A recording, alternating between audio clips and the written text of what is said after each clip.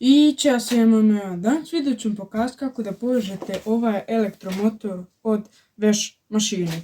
U današnje nove veš mašine se ugrađuju ovakvi elektromotori, novi, i onda ljudi kad izvade ovaj elektromotor pitaju se pa imam 1000 žica, pa kako ja to da povežem. I u današnjem videu ću vam pokazati kako da povežete ovaj elektromotor za neke vaše potrebe. Sad, što se tiče ovog elektromotora, vi njega možete direkt da povežete na 220 V. Ali problem jeste što on ima bukvalno ovdje na nalepnici, znači možete na vaše nalepnici da pročitate da on može čak da ima 11.000 obrtaja, a tu još u startu, znači bukvalno motor ima da žviždi i može ovaj kolektor ovdje da se razdrnda i četki se i mi to ne bi voljeli. Sad, da bi vi mogli lijepo to da odmah ne krenu u startu 11.000 obrtaja, mi ćemo koristiti ovaj driver. Sad, on košta 200-300 dinara, znači ja sam ga uzeo na Temu, 2 komada, jako mi se dobro pokazuje. Znači ovdje imamo, sad ne vidite lijepo, znači ovdje imamo ulaze, kleme ili klembert. Znači imamo ulaz 220 V i izlaz za elektromotor. Ali da ja prvo vama objasnim jedno pravilo. Nije nikakvo pravilo, ovako. Sad, mi na ovom elektromotoru imamo 2 izvoda statora i 2 izvoda četkice. Sad ovako, znači ovo nam je ovdje tahogenerator i viri 2 žice. Sad, čemu to služi? Naprimjer, pošto ovo se koristi od veš mašine i ima elektronika i ona prati bukvalno koliko ona ima obrtaja, to je motor. Znači, ako ima motor 500 obrtaja, on će ovdje na žicama imati, na primjer, 5 V, lupam. Ako, na primjer, ima 1000 obrtaja, onda će ovdje da izađe neki napon 12 V. Sad, ima pravilo zapravo i bukvalno čip je programiran na koliko on obrtaja radi. Znači, kad vi na mašini birate 700-1200 obrtaja, koliko već imate, on bukvalno tačno zna elektronika koliko motor ima obrtaja. Sad, ako imate možda čak i 8 ovdje žica, pošto sam i to vidio, nama je bitno, znači 2 izvoda četkice i 2 izvoda statora.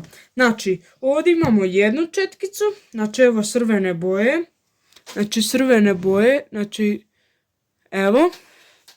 I imamo jedne sa donje strane, znači to je sa crne četkice, evo ovdje, znači to vam je ovaj ovdje deo.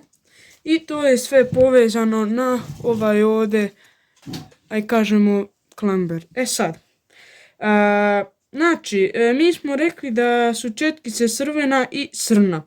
A 2 izvoda statora, to možete vidjeti ovdje unutra.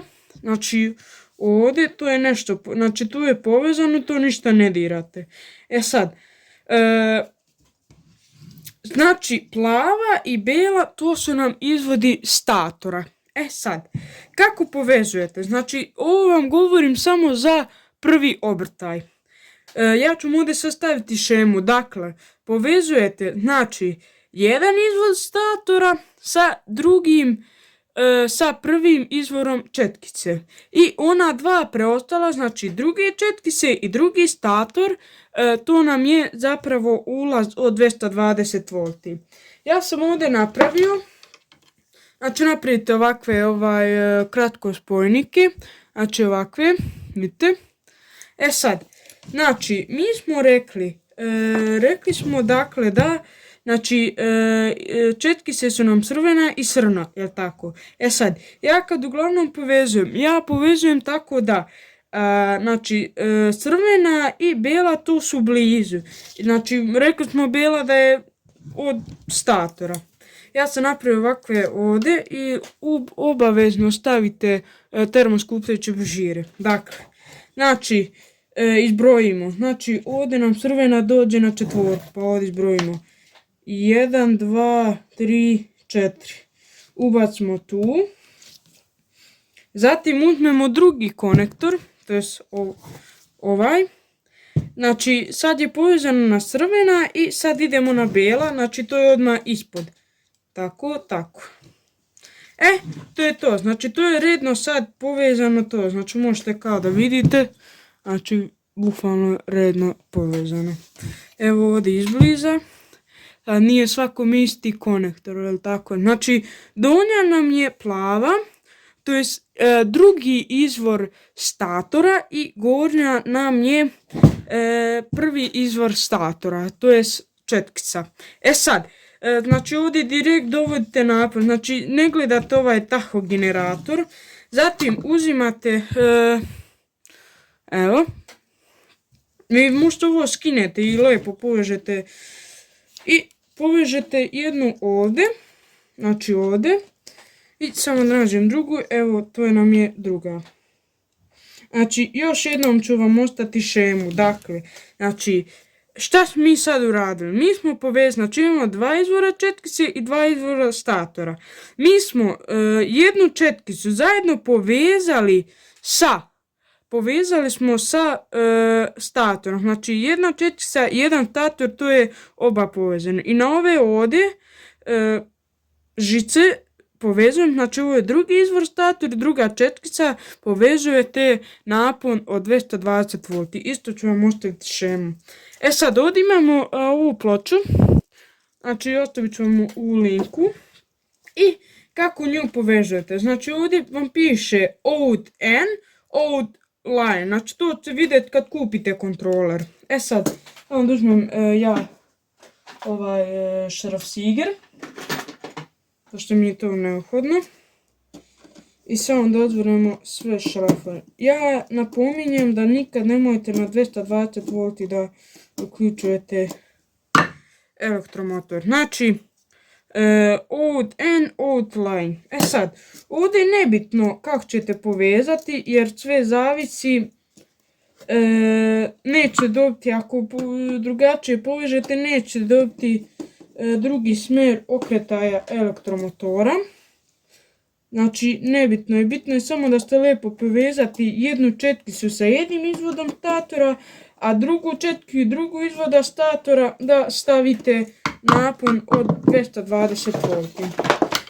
Ja ću uzeti ovo. Znači, lijepo imamo izvor, fazu i nulu.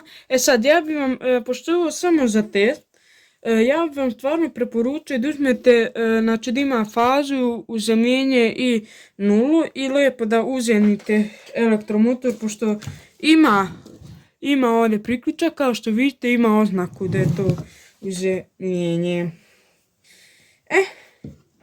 Sad kad povezujete ovo, bitno je da lijepo povežete gdje je faza, a gdje je nula. Znači nemojte pogrešiti. Ja otprilike znam, znači LAN in. Tako. Znači ovdje povezujemo fazu. Znači kad kupite ovaj kontroler, vi ćete lijepo vidjeti, piše LAN in, to znači faza, i N, to znači neutral.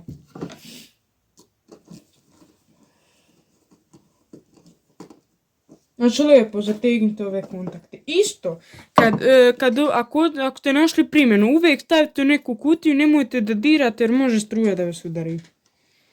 Znači ne možete biti razumijete, nije ovo sad 420 V, nije trofazna struja, razumijete. Sad, neko će se pitati, a kako da povežem drugi smjer? Drugi smjer povezujete tako što, znači, ako smo rekli crvena i bijela, znači ako smo rekli to smo povezali paralelno.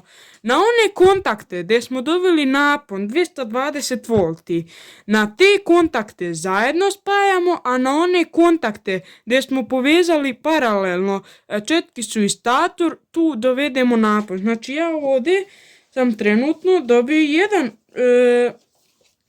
dobio sam jednu vezu, to je jedan okretaj smjer, znači ovdje, evo, bukvalno ove kontakte, znači na ovo i na ovo dovedete, ako hoćete drugi smjer, dovedete fazu i nulu, a na ove ovdje smjer, to jest na ove ovdje dovedete fazu i nulu. E sad, ako hoćete drugi smjer, ovo izvučete i stavite na mjestu ovo dvoje i samo ovo dvoje premostite na mjestu ovog.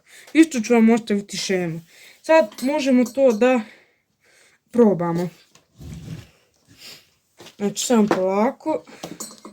I nemojte biti odmah blizu elektromotora jer možda ako ne znate da li ne radi ili tako nešto. Znači uvijek pažljivo molim. Sad sam ljudi ja sve povezao, znači uključio sam napon 220 V. Ni slučajno nemojte dirati ove žice. E sad, znači povećavanje potenciometra, evo ga.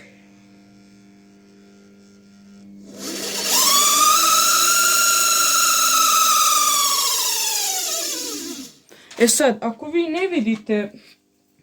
ako ne vidite da li stvarno motor okreće, tu sam vam ja da vam pokažem. Evo ga. Zalepio sam izolil traku. Evo.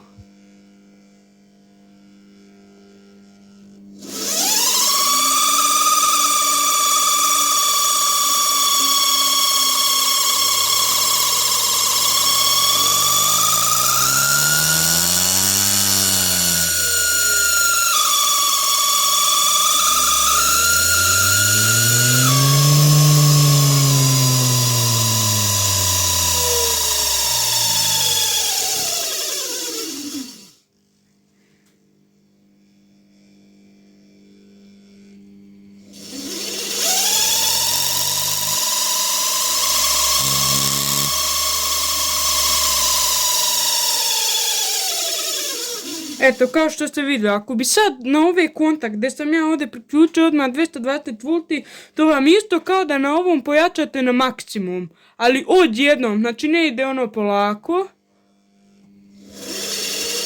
Znači ne ide polako, nego odmah ćete doći tu veliku brzinu. Sad, hoću nešto još da vam kažem. Vi na ovome imate trimer. To se tako zove trimer. Znači uzmete mali šrafciger i vi sad možete, na primjer, ako je malo podignut ako je malo okrenut, da on sad dobije napon, ne znam, 300 obrtaja. Znači da malo bude, razumete, ali uvijek vam preporučujem da na nuli uvijek bude izgašen. Ovdje je meni sad podešeno fabrički, ali vi možete da menjate. Na primjer, vi možete staviti ako ovdje tek bude, da se on tek uključi, a ovdje da bude oko 1000 obrtaja, razumete? Hvala što ste gledali video, ako vam se svidio, obavezno bacite like, subscribe i nam pišite komentar ako sam napravio neku grešku.